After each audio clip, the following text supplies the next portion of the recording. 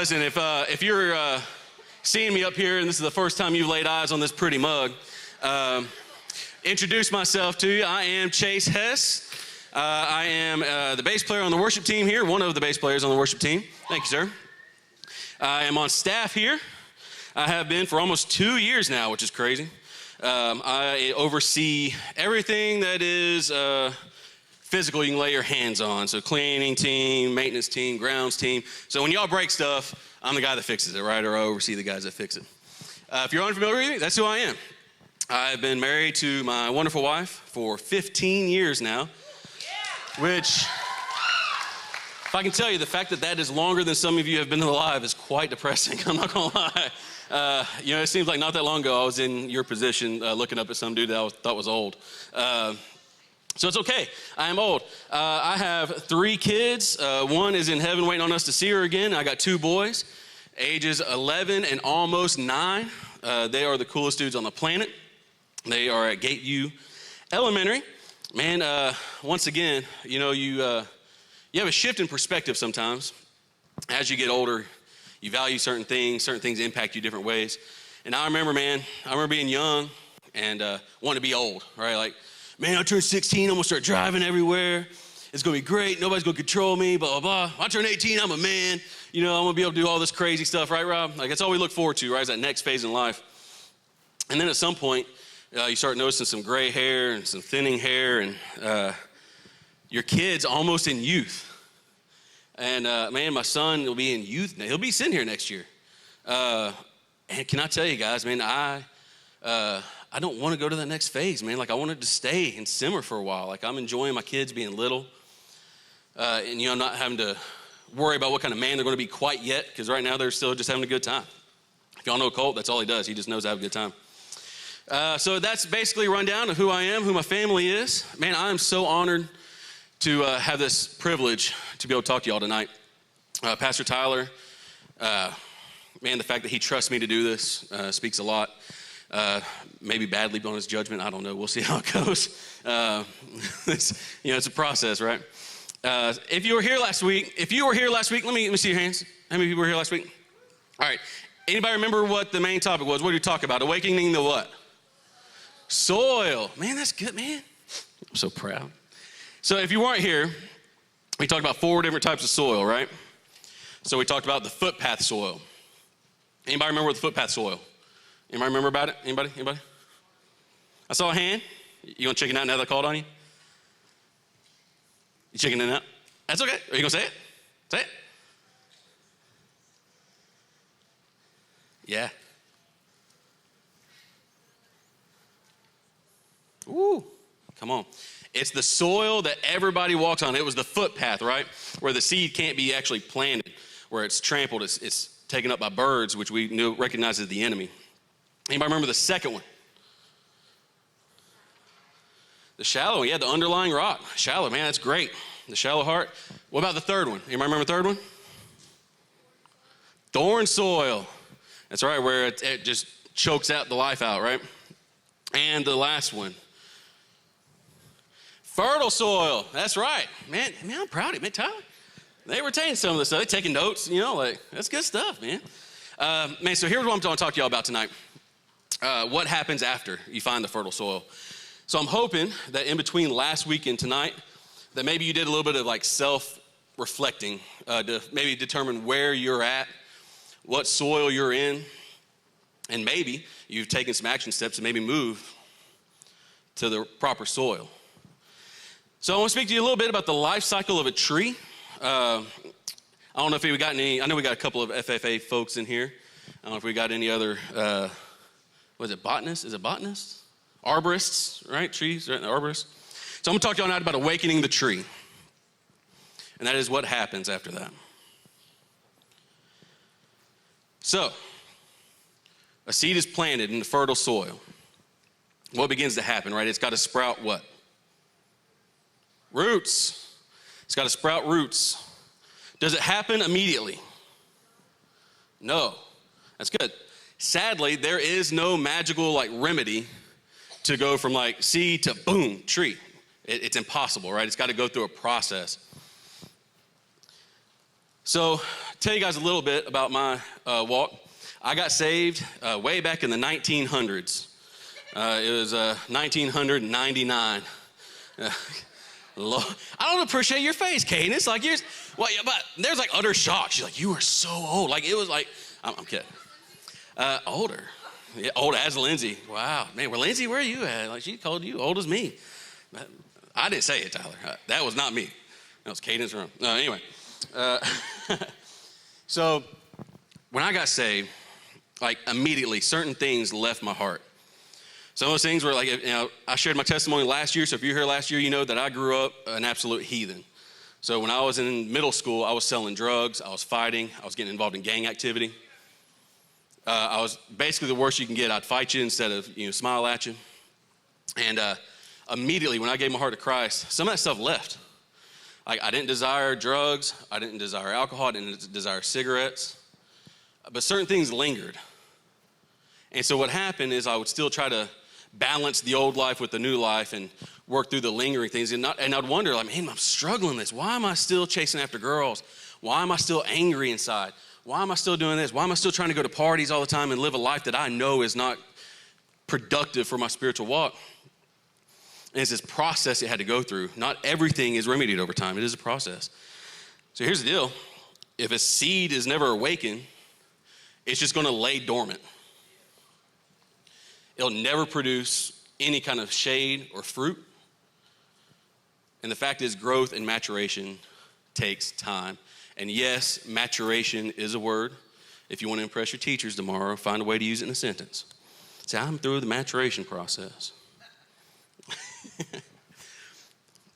Give you all a second time to write that down. So if you know a seed, right, it's got to have what it needs, right? It's got to have light, it's got to have water, it's got to be in proper soil. The process isn't easy. It's got to a seed, right? A seed's not soft, right? What is a seed? Seed is coarse and hard. It's got to break through that seed. And one of the things you have to do is work. And you got to work to dig through the soil. So it's hard. Soil is what? Dark, right? When you cover a seed up, you're blocking it from sunlight. And as anybody knows, you got to have sunlight to produce any kind of life, right? It's got to have it. The seed has to, here's another one. Here's for you guys if you want to impress somebody. The seed has to trust a process called geotaxis. Exactly, right? Like, I'm 39 years old, and I heard the word geotaxis, and I was like, I thought it was a government program or something. I know what was going on. Hey, taxing us for what now? I don't know what's going on, man. It's crazy. Anybody know what geotaxis is? Anybody? I'd be like super impressed. Not that I'm like a super intelligent guy. It's just I'm old. You think you hear things after so many years. Geotaxis, literally what a seed has to do is trust an unseen force to know which direction to grow. Come on, that'll preach, right? So it's dark, it's covered up. The only way a seed knows where to put its roots down and where to put its sprout up is gravity. That's all I got. I can't explain any further than that. That's where I got lost. It started going in all kinds of technical terms and all this stuff, and I was like, man, I'm not even trying to pronounce some of this stuff. I try to do good, Tyler. I'm a metropolitan public school educated individual, so dialect is not necessarily one of my strongest suits. So I'm gonna leave it there. Geotaxis. It is literally the process of gravity, the seed trusting gravity to know which way to sprout the proper way. So another thing that you're gonna have to do is you're gonna experience growing pains.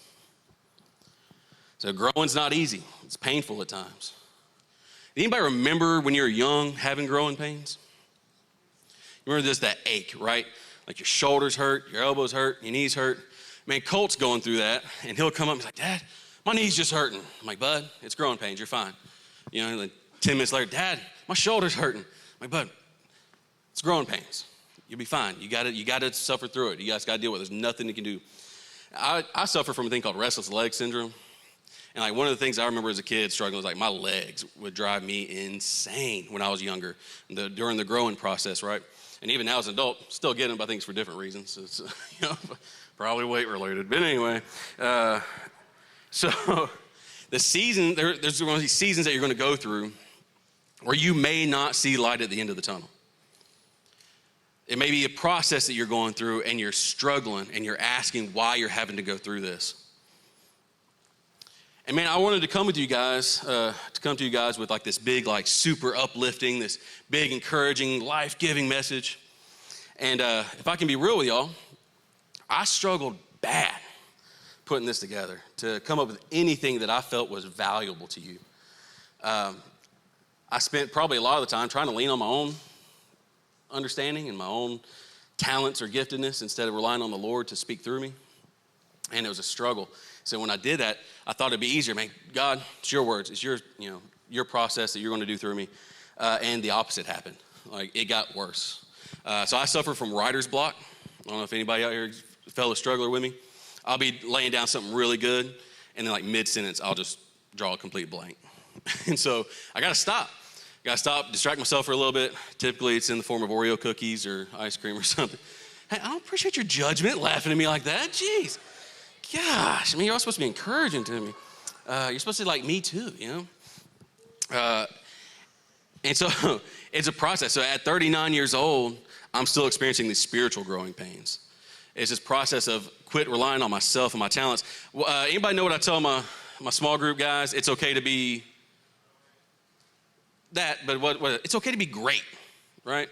I tell you guys, like, we talk about being humble and, be like, oh, I play sports a little bit, I dabble, blah, blah. Hey, dude, it's okay to be great. If you're great, say you're great. If I can tell you guys, like, I'm a pretty decent bass player. Like, I can hang.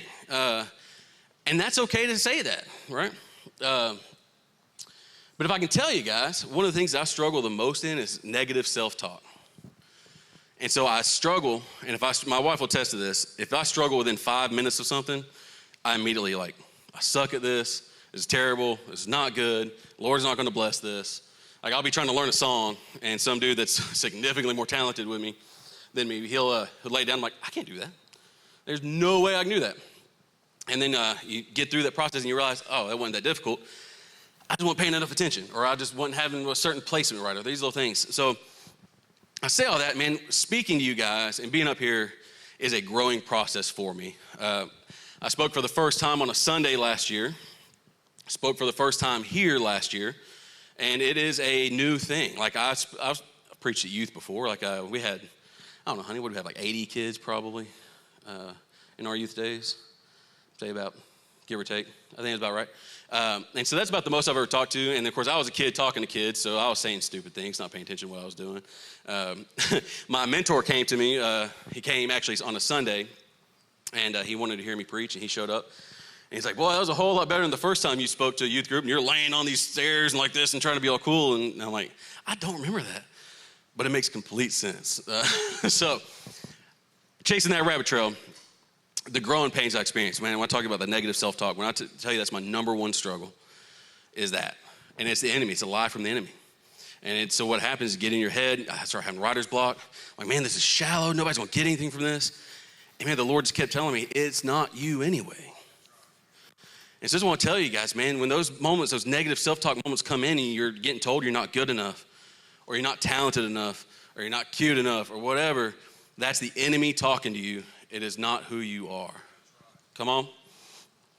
So listen, another process you're going to have to go through is pruning. Anybody know what pruning is? And it's not shriveling up after you've been in the bathtub too long.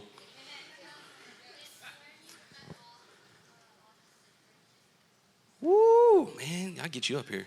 Yes, it is cutting off all of the sick branches.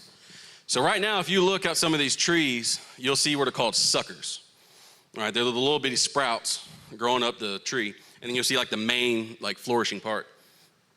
What those suckers do are literally like take the life from the main part of the tree. So you have to go through and you either cut the suckers off or you cut the dead things off that are drawing too much energy. What does that look like? It's cutting the things off that are detrimental to your walk in Jesus. So it's doing the self-assessment. It's like, are my friends life-giving? That's not an easy conversation to have, y'all. I had my ride or dies. Oh, did y'all still say that, ride or dies? Is that still a thing? Is that, no? Yeah, I know we're not that old, Cadence. Huh? Yeah, just say thanks, huh, man? So I had my dudes, right? there with me no matter what, right? And so they're like, man, we got your back. No matter what we're going through, we're blood, blah, blah, blah, blah. And can I tell you, when the first time I showed up and I said no to alcohol and I said no to pot, all of a sudden I got invited to a lot less things. But even more than that, when I would show up to those things, I would find myself craving alcohol and pot and want to be with one of the dudes. What I realized is I kept getting myself into stupid trouble. Stupid trouble is in almost cutting my thumb off. Yeah, that was fun. Stupid trouble is in trying to think I could run over a car and be cool as it's rolling down a hill and face plant into the windshield. That was a lot of fun when you see like the dust of your teeth on the windshield. Let me tell you how that feels as an experience. Loads of fun, Tyler, loads of fun. None at all. So when I tell you guys, man, when you are in the wrong place at the wrong time with the wrong people, God will make it completely obvious. The role of us is to recognize that and cut it off. It could be your girlfriend, it could be your boyfriend. Oh, he don't treat me right. He's always talking down to me, talking bad to me, putting his hands on me, blah, blah, blah. Why are you still with him? Because he loves me. He loved me. I don't know, man. I would tell you guys a story. I think we're okay. I worked in a prison for a while, and I walked into a pod, and these two girls were yelling at each other from inside their cells across this pod. I'm yelling, I thought you loved me. I thought you loved me. I do love you. And then you hear back, well, why you hurting? Like, it's this whole, just big conversation of yelling at each other. And I'm like, hey, y'all probably don't love each other. Listen to yourselves. Like, I don't even know why I interjected, but I just, I got a big mouth, so that's what I do. It's the same thing, right? Dudes. Oh man, she's all right. She's always flirting with other dudes, blah, blah, blah, telling me I'm not good enough for her, whatever. Then why are you with her? I mean, why is that? How is that appropriate for you, right? How is that good for your soul? Like I said, what if it's your people who are always trying to get you in trouble? What if it's the people always trying to get you to party, get you to drink at 15, 16 years old? Vapes. That's how you know you're old. You just don't understand something. Like, I just don't understand a vape. Like, it just makes no sense. You're something that takes a battery for you to inhale. Like, that just don't make no sense to me, Rob. Anyway, I'm gonna let it go. You got to cut these things out of your life. You have to. The pruning process. If you don't, they will suck the life from your soul. Amen. So then, say you've done that, you've gone through that process. Your next step is to identify the fruit of the tree. What are you producing? Is your fruit good? Is it healthy? Is it attractive? What fruit are you producing? This could be through your talents. This could be through your giftedness. Really, it could be as simple as how you treat other people. What fruit are you producing? You ever get into the bag? I don't know, anybody eat apples? And you get into one and you grab it and your thumb sticks through it because it's got this big rotted spot on it. Ew, you're right, ew. Are you gonna eat it? No. What are you gonna do? Big old thing of strawberries. You just got them from the store.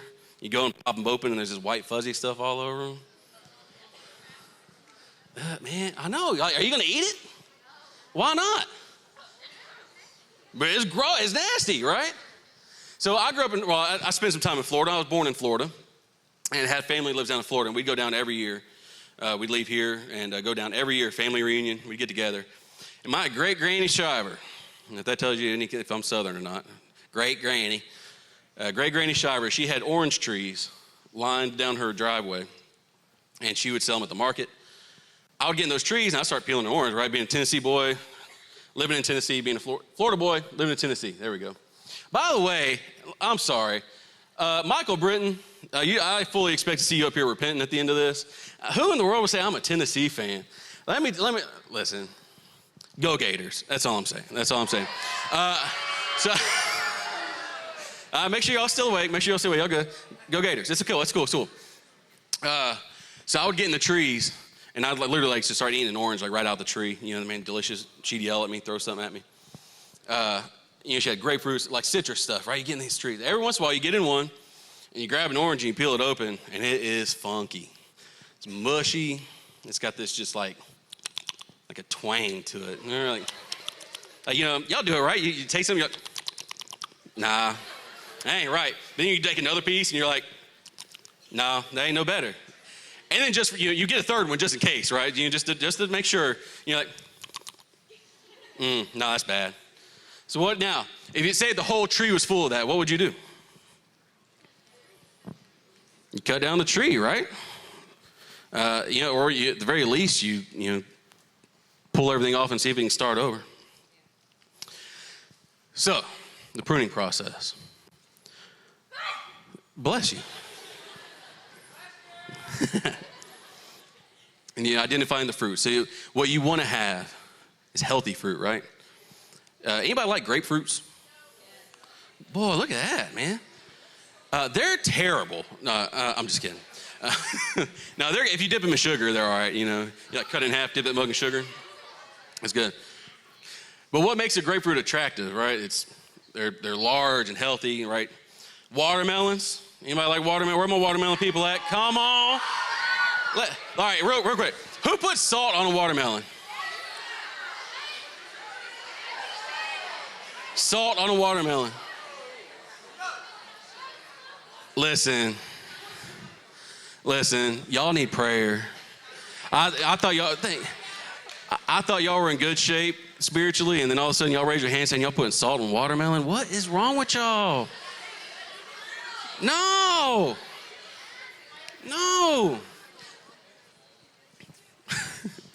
So listen, what's the thing about a watermelon, right? How do you know a watermelon's good, right? What do you do? Thump on it, knock on it, you test it, right? You're testing the fruits, right? So here's the deal. Test your fruit. How do people view you? How do people respond to you when you walk into a room? They light up. They turn and walk the other way. That's testing your fruit. What do you do with your talents? All right, you can stick someone on the football field all day long. You can steal bases, you can throw heaters. But how does your team receive you? That's a hard conversation to have, y'all. What fruit are you producing? Man, can I tell you, one time in high school, I had this friend, I'll call her a girlfriend, I guess, but she's like, man, when you walk into the classroom, like everybody starts acting different. And I said, oh, thanks. She goes, no, that's not a good thing. Not in a good way. I was like, oh, okay, because I was kind of a jerk. So that was one of those moments. I was like, oh, I thought she meant like, I walk in the room and everybody's like happy to see me or whatever. And it's like, no, everybody gets like instantly tense. I was like, well, that's okay. That was a gut check. So identify your fruit. How do you treat the person that's don't have many friends? How do you treat the jerk? How do you treat the stinky ones? Right? I mean, it's hard to love on somebody with bad breath. You're hugging them, but you're holding your breath the whole time. You're like, hey, good to see you. And you try to back up real quick so you can exhale and not make it obvious, because as soon as they exhale, you're falling out. Or you're heavy. Listen, all right. I was told once, smoking ain't going to send you to hell. It's just going to make you smell like you've been there and back. Listen, I ain't judging anybody smoking cigarettes. That's not my place. But I will say, some of you stink. But how do you love on those people? All right? Testing your fruit. When you have established all these things, you have cultivated a tree that can not only grow, but it can thrive. It can produce healthy fruit. It can produce shade for the generations behind you. Listen, I gotta be honest with you guys, the only reason why I even said yes to be here on Wednesday nights is because I want to try my best to be the man that I needed when I was in your place. Now, that's not always going to happen. But there's a Bible verse that talks about that, as a matter of fact. So if you have your Bibles, go to the book of Jeremiah. This is a book, I don't know if it's, go to Isaiah, turn right. What's after Jeremiah? I wish I could tell you I did this by heart, but if you're in Lamentations, go left. So it's Old Testament. If not, we got the magic Bible in the sky. So Jeremiah chapter 17. And I'm going to read verses 5 through 8 for you. It says, this is what the Lord says. Cursed is the person who trusts in mankind. He makes human flesh his strength, and his heart turns from the Lord. He will be like a juniper in the Araba, or in the desert. Cannot see when good comes, but dwells in the parched places of the wilderness. In a salt land where no one lives.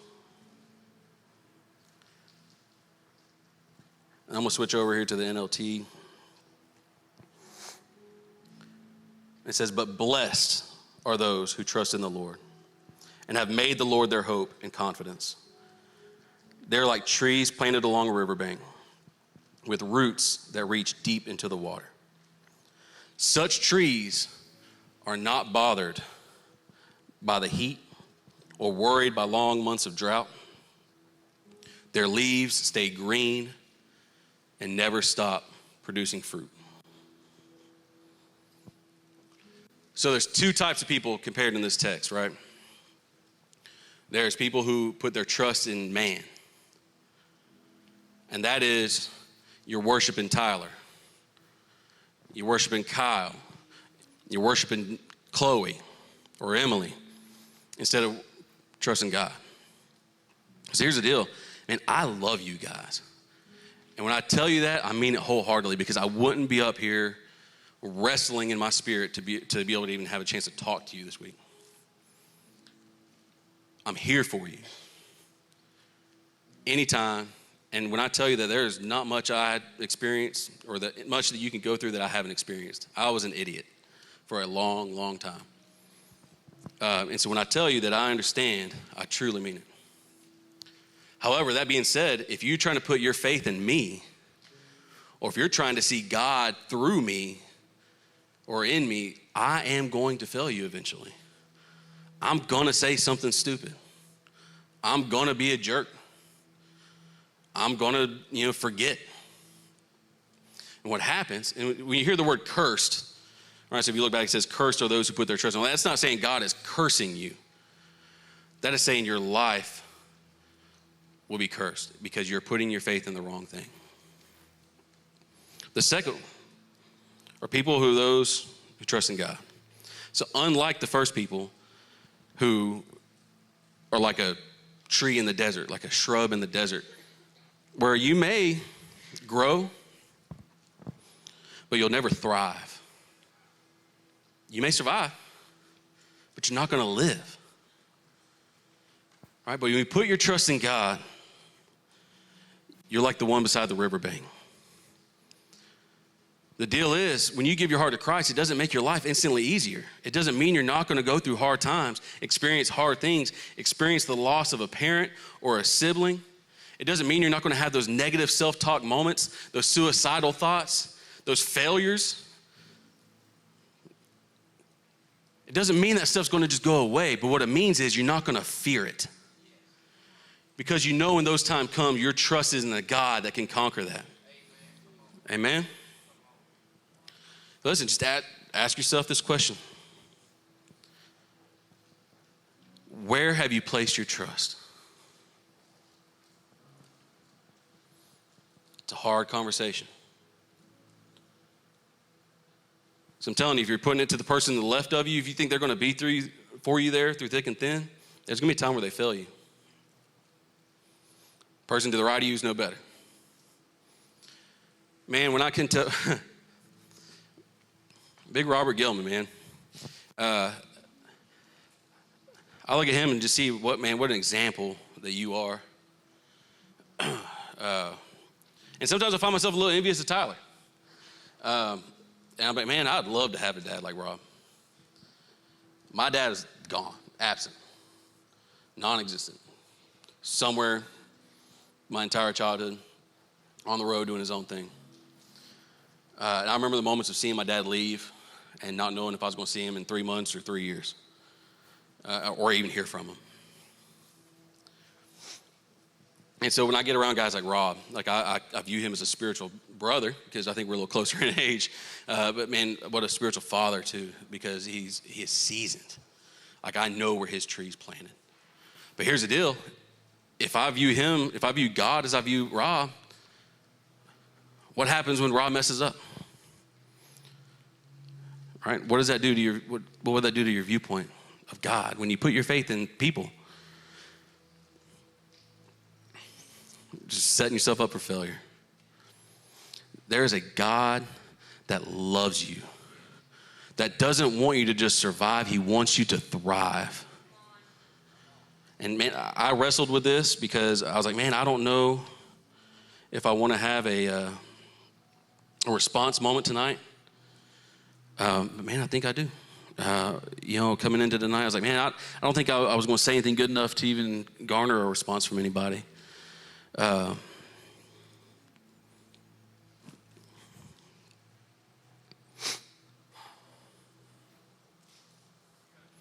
Would you close your eyes with me for a second?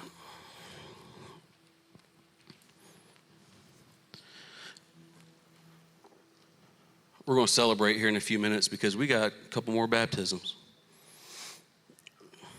Come on. But right now, what I want to happen is for you to ask yourself, where is your trust? Small group leaders, y'all just be ready. You don't have to come up, just be ready. And if you're here and you're dealing with these negative thoughts, the I'm not good enoughs, the I have no idea what I'm even doing, I'm just flying by the seat of my pants and hoping I'm making it to the end, or the man, I'm trying so hard but I keep screwing up. I want you all to stand up. Jesus.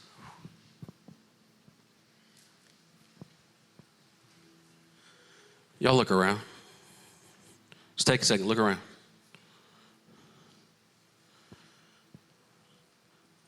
I was told once there's nothing new under the sun anymore. And so sometimes when you feel like you're not good enough, there's somebody in the immediate vicinity of you that feels the same way. Look around. You're not alone.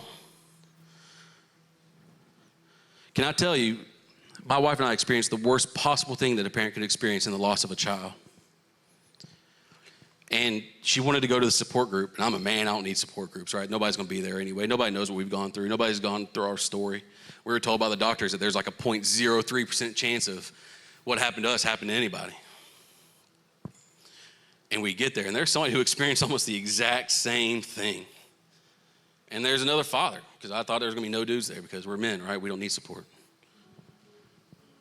There's nothing new under the sun. There's nothing that you've experienced that nobody else has experienced. Look around.